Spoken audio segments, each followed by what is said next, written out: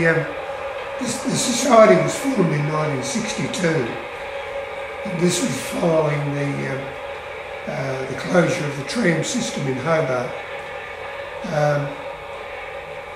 From then on, it was decided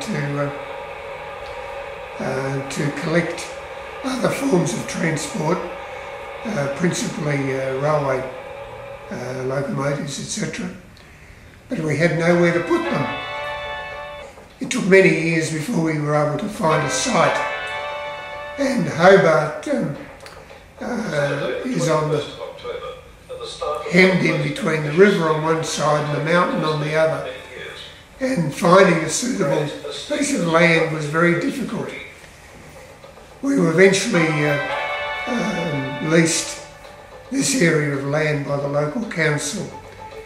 It's not very big, but it's enough to look after, and over the years we've developed it from nothing, and we've laid railway track, erected buildings and other infrastructure, and I think if we had more land, we'd simply increase the number of exhibits and the amount of work entailed in restoring and that sort of thing. So I think we're satisfied with what we've got, and that's probably as much as we can look after with our relatively small membership.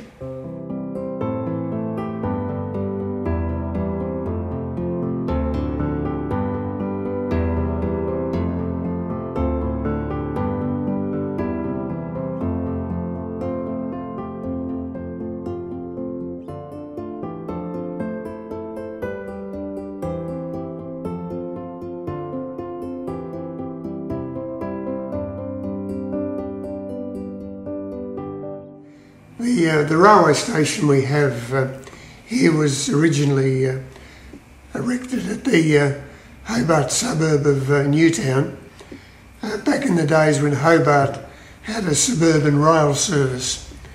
Not sure when the first station was built, but probably followed soon after the railway being built in 1876. It was in continuous use up until the closure of the Hobart suburban passenger service in the mid-1970s. By that time, the Commonwealth Government had taken over Tasmanian Railways.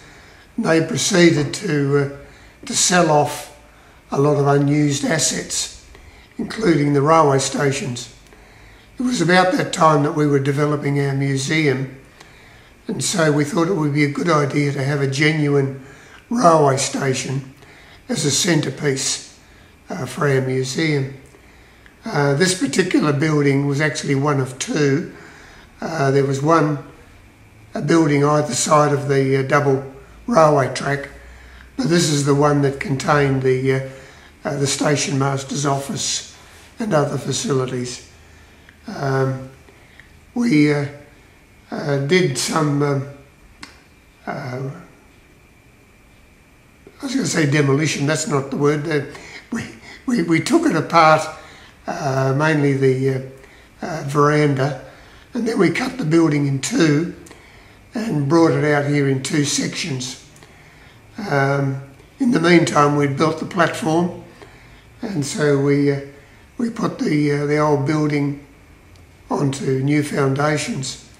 The other building that's associated with it, which we call the signal box, was actually a small station building from the small botanical gardens station. That was the first station after you left Hobart.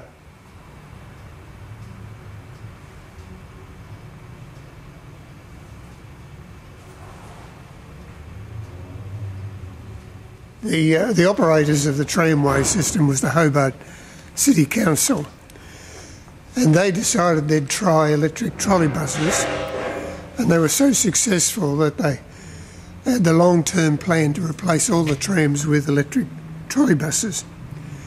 The one down there is one of the early trolley buses, number 74, on a wooden frame. And later they built them on a steel frame, Yes. and this is the second last one built.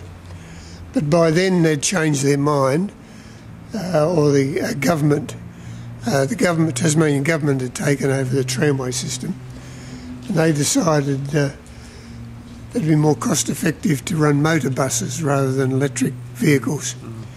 Today they might have thought differently. But these ran up until 1968, and this was the very last bus to run in Hobart.